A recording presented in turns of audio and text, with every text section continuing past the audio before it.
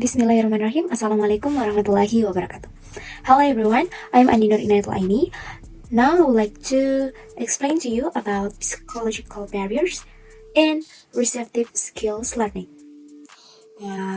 But before that, we have to know about why this is important to talk about. So, because language is a tool for communication, involves two skills. There are receptive skills and also productive skills. Receptive skills include listening and reading skills.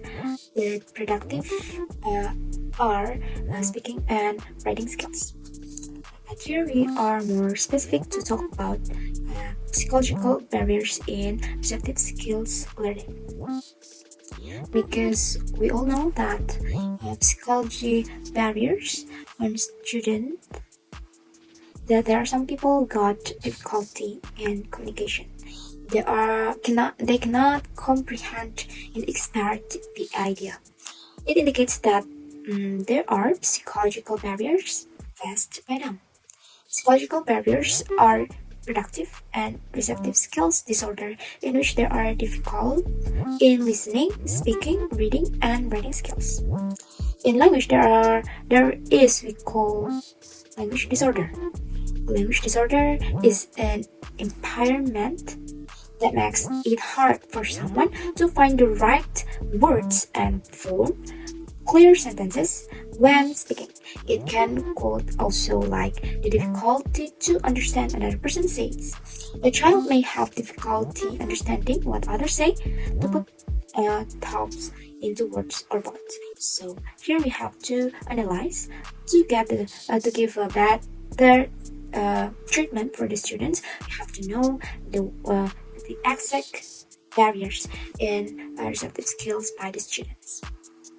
But before that, we have to know and understand kind of receptive skill.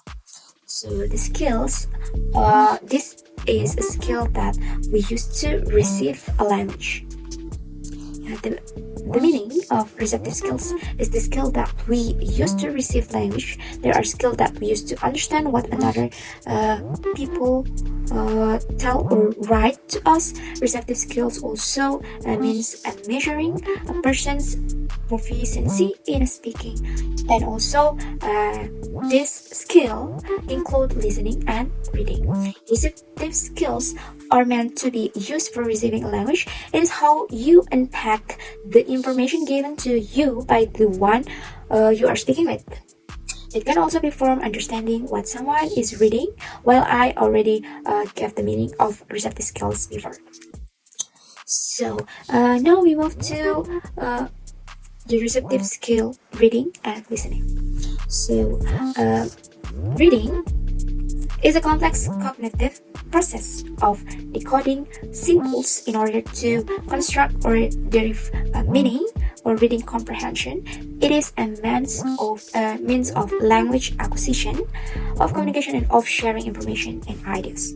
And also, listening skill is the ability to accurately receive and interpret messages in the communication process.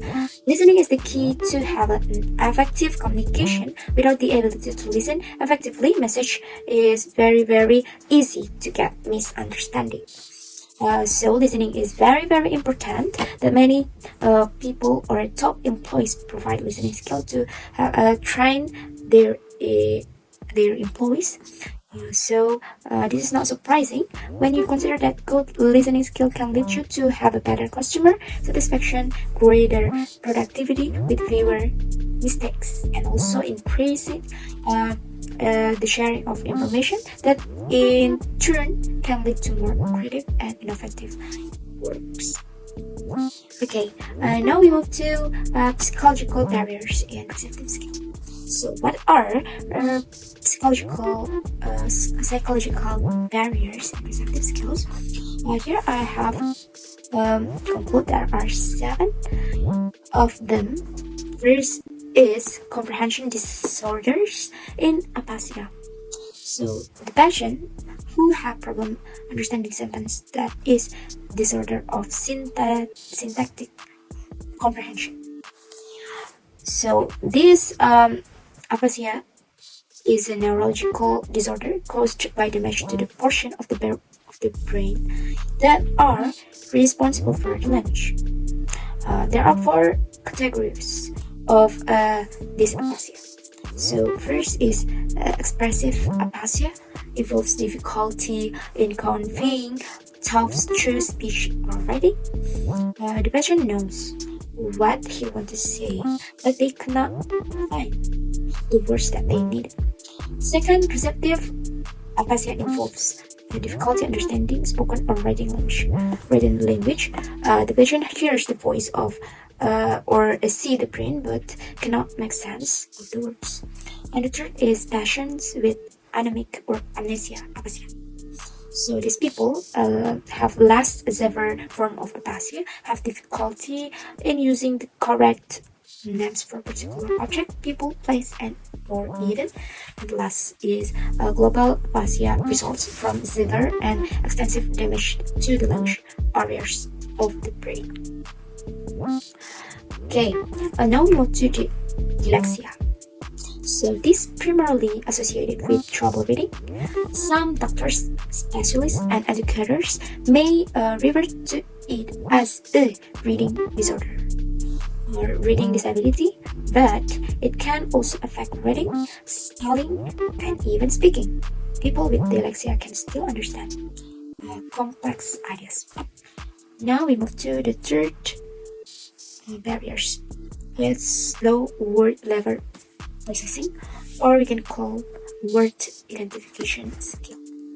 The most straightforward explanation of poor comprehenders' failure to construct comprehends discourse model is they result from deficits in basic language abilities. So it's one explanation for why poor comprehenders fail to integrate information from different parts of the text. They will fail to activate prior text idea when they read new incoming information. It means that the poor comprehender have word level and sentence level processes. Now we move to the next is insufficient experience. So a connection-based account proposed and long-term working memory model emphasizes the importance of skill and experience in the relation between capacity and comprehension performance. Good comprehenders who read often encounter irregular words more frequently than do poor comprehenders who read less. So here we move to the next barrier. This is memory difficulties. Memory difficulties sometimes occur following the onset of some neurological disease. Memory works in several stages and difficulties may occur at some or all these points. Like an individual may have difficulty holding information. Difficulties may occur when the individual is processing information, or the individual may be able to hold and store information, but then they not be able to access it. Now we move to the last of two. This is mixed receptive. This is diagnosed when a child has problems, especially expressing himself or herself using a spoken language. He also has a problem understanding what people say to him or her. So mixed receptive language disorder. It is disorder that does not have a known cause. It normally appears at the time that the child is learning to talk. Okay, last is auditory processing disorders, or we can call APD.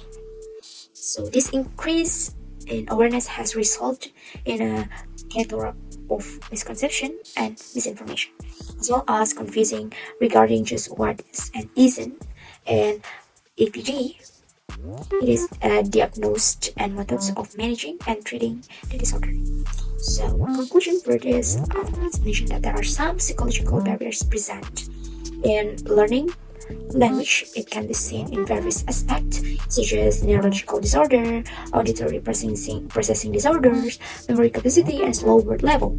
So, learning barriers is common phenomena, and it is a crucial as learning education. It is because the fact that most individuals or institution fails to achieve education targets, it's basically due to some externals or intervening variables within the educational system. So what we hope that by the diagnosis of these barriers, their type can be developed to minimize or remove such a barrier as possible. So that's all maybe for the explanation from me, Inayatul Aini, about psychological barriers in receptive skills learning. Thank you for watching. I see you on the next video. Thank you. Wassalamualaikum warahmatullahi wabarakatuh.